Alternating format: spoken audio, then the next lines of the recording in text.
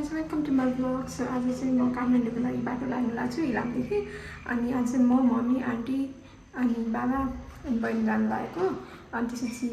बाइकको लागेको बाटो चाहिँ एकदम नराम्रो छ भन्दै थियो अनि त्यहाँ चाहिँ अलिकति हिँड्नुपर्छ अरे अनि त्यहाँ पनि म हिँडेको देखाउँछु अनि बाटोहरू कस्तो छ खोला कस्तो छ के भइरहेछ यहाँ पानी धेरै परेर एकदम भइरहेको म त्यहाँ देखाउँछु है त। नानी शुभ यात्रा कान्छी अब हामी पनि काठमाडौँसम्म नानीले पुर्याउनु जाउँ भनेर कान्छी अस्ट्रेलियाबाट आइकिन फेरि अब जान लागेको हामी पनि यसो पुर्याउनु जाउँ भनेर छोरीलाई लु राम्रोसँग हामी काठमाडौँसम्म पुर्याइरहेको छौँ मेरो छोरीलाई ल कान्छी अब काठमाडौँसम्म हामी पनि जाने पुर्याउनुलाई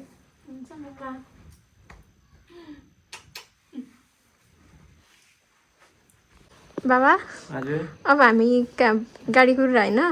गाडी कुदिरहेको छ अब गाडी चढेर चाहिँ हामी माई खोलासम्म आज साइड गरेर त्यहाँसम्म जाने भोलि बिहानले गाह्रो भएको हुनाले अब अर्काको यात्रा त्यस्तै हो दुःख सुख अब काठमाडौँतिर हामी लाग्दैछौँ त्यहाँको बाटोहरू अलिक कस्तो कस्तो छ भने चाहिँ अब सबै हेर्दै जाऊँ ल हेर्दै भिडियो यसो बनाउँदै जाउँला नि अब इलाम बजारले बाई बाई गर्न छोरी आज ल अब यो घरमा अब कहिले कति वर्षपछि फेरि आउने हो त्यही त नि अब वर्ष चाँडै आउनु नि वर्ष यति भन्दा पनि अलिक छिटै आउने प्रयास गर्नु होला छोरी है सुन्छ बाबा ल बाई छोरी बाई ल अब जाउँ अब चाहिँ गएको हामी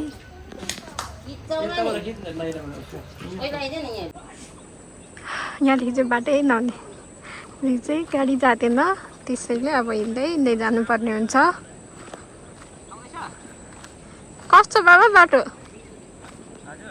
कस्तो छ बाटो यस्तै रोड राम्रै छ हिँडेर जान्छ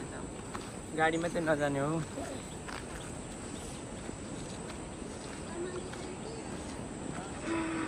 यस्तो यो बाटो चाहिँ यस्तो भत्किएको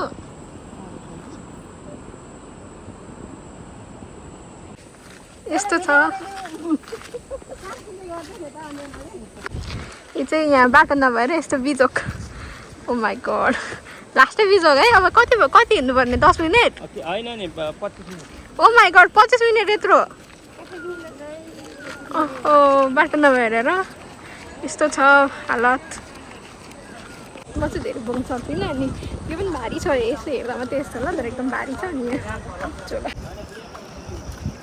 यो चाहिँ पहिरो गएर बाटो यस्तो भएर चाहिँ यस्तो बिजोक भएको किनभने अब गाडी जाँदैन अनि काठमाडौँ त जानु पर्यो फेरि अरू कुनै बाटो छैन अनि यस्तै छ इलामको हालत कसरी बोक्नु हुँदैछ हौ म त मेरो आफ्नैले यति गाडी भएर चाहिँ यस्तो बोक्ने बानी भयो रहेछ चाहिँ माइ खोला 15-20 मिनट हिँड्नुपर्छ अरे हो कहिले हो कहिले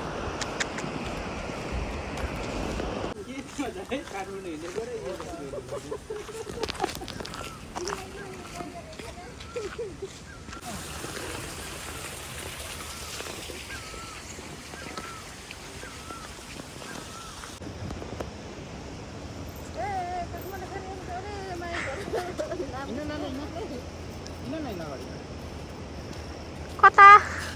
कान्नु खानियाङको काठमाडौँ खानियाङकोले कान्छो ओमले लाम अप्ठ्यारो हुन्छ के भत्केरी छारा के ओडा ओ बिसी अरे यो पैसामा दिन पर्यो ए नि साह्रो भारी याङ त नि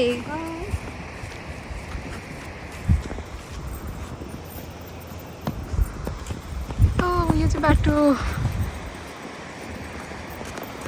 बनाउँदै गर्दै कहिले बन्ने हो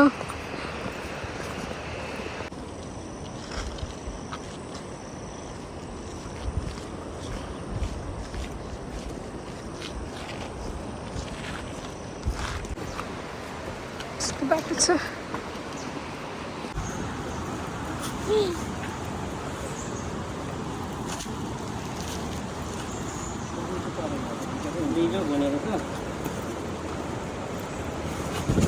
ए भाइ पनि पो गएको यस्तो भनेर देखाएको नि यस्तो चङ्गाउ गाडी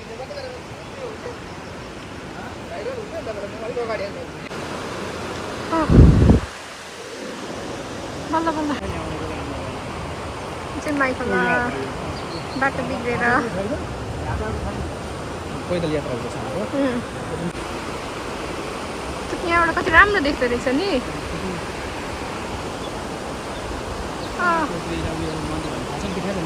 मैले बाबाले जुम चाहिँ भन्नुहुँदै थियो कता यता हो झन्डा छ नि हजुर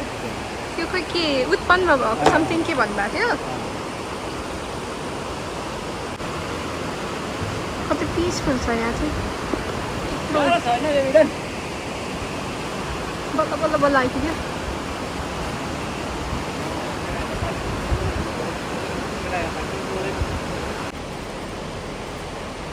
माइखोला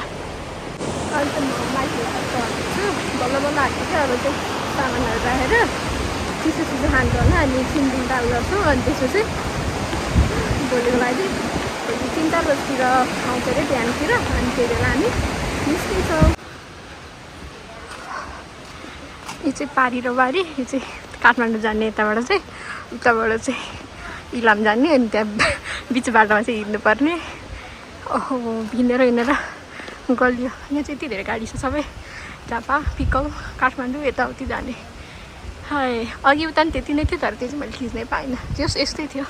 गाडी यति धेरै थियो हामी अब चाहिँ अहिले घरदेखि आएर माइखोला तरेर सामान झोला सबै गाडीमा राखेर अब हामी चाहिँ यसो मन्दिर दर्शन गर्न जाँदै गरेको यस्तो माइखोलातिर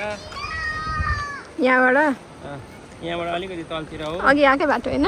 अघि आएकै बाटो बिजोग रमाइलो अब के गर्ने भारी यसरी बोकेको थियो अब त्यो अघि भारीसँग बिजोग रमाइलो भनेर मैले बोल्नु खोजेको थिएँ तर हाम्रो छोरी अलिक पहिला हिँड्नु नसकेर अगाडि गरेर त्यसरी चाहिँ म बोलौँला भन्दै थिएँ त्यस्तै भयो तर जे होस् खुसी छौँ हामी कहिले दुःख कहिले सुख संसार यस्तै हो अहिलेको बर्खा तर त्यो त पहिला हामी गाउँ जाँदाखेरि के अब त्यसरी बोकेर जान्थ्यो नि देउराली कि कहाँबाट मलाई बल्ल चाहिँ याद आयो क्या त्यो धेरै पहिला हो धेरै पहिला अहिले त्यही सिचुएसन जोडिएर आयो यहाँ चाहिँ धेरै पानी भरेर पहिरो गएर बाटै छैन यहाँ गाडी आउने अघि त्यसैले अघि त्यस्तो हिलो हिलो बाटोमा आएको माथि भारी बोकेर माइक तर रमाइलो थियो एकछिन मैले धेरै भारी बोक्नु परेन जाने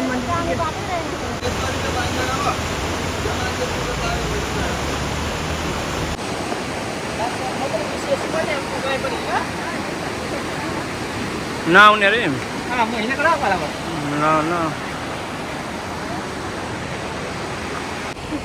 मन्दिर जाने बाटो चाहिँ अलिकति ब्याड रहेछ यो चाहिँ आफै उत्पन्न भएको कि समथिङ के भन्नुभएको थियो अनि अहिले त्यो बेला चाहिँ लास्टै मान्छेहरू हेर्न आउनुभएको थियो अब अहिले चाहिँ बर्खाको सिजनमा बाटो छैन यताउति छैन अनि अहिले चाहिँ खासै कोही छैन